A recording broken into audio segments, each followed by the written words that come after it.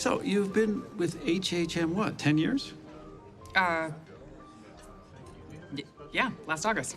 And you started in the mailroom? I did. I was 6 years there. How did you know that?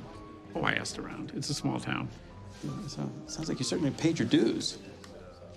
I was very fortunate. HHM put me through law school while I worked. That's great that they foster talent like that. And I imagine you're paying it off as part of your deal? Yeah, happily. It's a pretty standard arrangement. I have to say, watching you in court today, it sure did bring back some old memories for me. One in particular, anyway.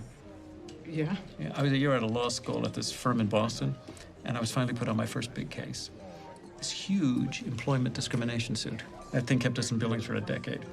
Anyway, we landed this monster, and I find out I'm second chair to one of the partners under preliminary hearing, and I think, this is it. This is what will define the rest of my career. So the hearing's getting closer and closer, and I even get this new suit that I can't afford. I split it over 3 credit cards. I'm probably still paying it off to this day. So I go in bright and early. I'm wearing my new suit, I'm prepping my table, and in walks the opposing counsel. There's 4 of them. 1 senior partner and 3 high-level associates. These guys have been litigating longer than I've been alive. But I think, I'm good. I got my boss coming, it'll be fine. So I'm sitting alone at my table, waiting for my boss to show. And I'm waiting, and I'm waiting. And then suddenly they're calling us to order, and I realize that no one from my firm is coming, it's just me. So I think, all right then, this is the moment. And I get up there and I argue like my life depended on it. I'm sweating and I'm citing statutes left and right. And I'm doing okay, respectable. But I'm just a BB gun to these 4 howitzers. And I lose, of course. It was inevitable. But later it hit me that my boss never intended to show. And they all laughed about it. They patted me on the back, said it was my trial by fire, and I laughed with them. But, you know, it never really sat well with me. You want them to have your back. Because at the end of the day, it wasn't about proving my mettle. My boss had a tea time that he didn't want to miss.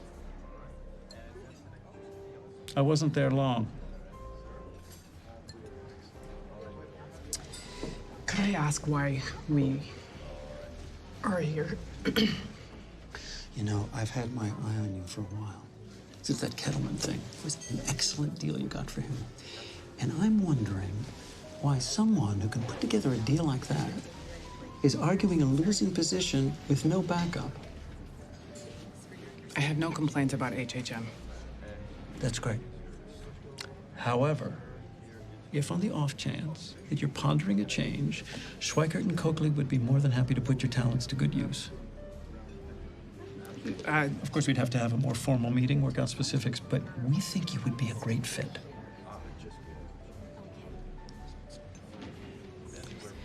Well, I'm flattered, but there's clearly an ethical issue here. Well, of course, we'd take you off Sandpiper. And rest assured, we wouldn't be expecting any information about HHM's strategy. But look, we're a large, diversified firm. And just think what you can do with our resources and the freedom to really spread your wings.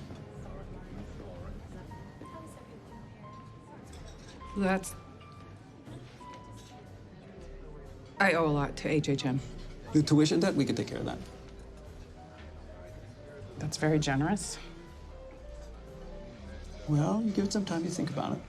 And you give me a call and we'll set up a meeting with the rest of the senior partners. And to be clear, I'm talking partner track.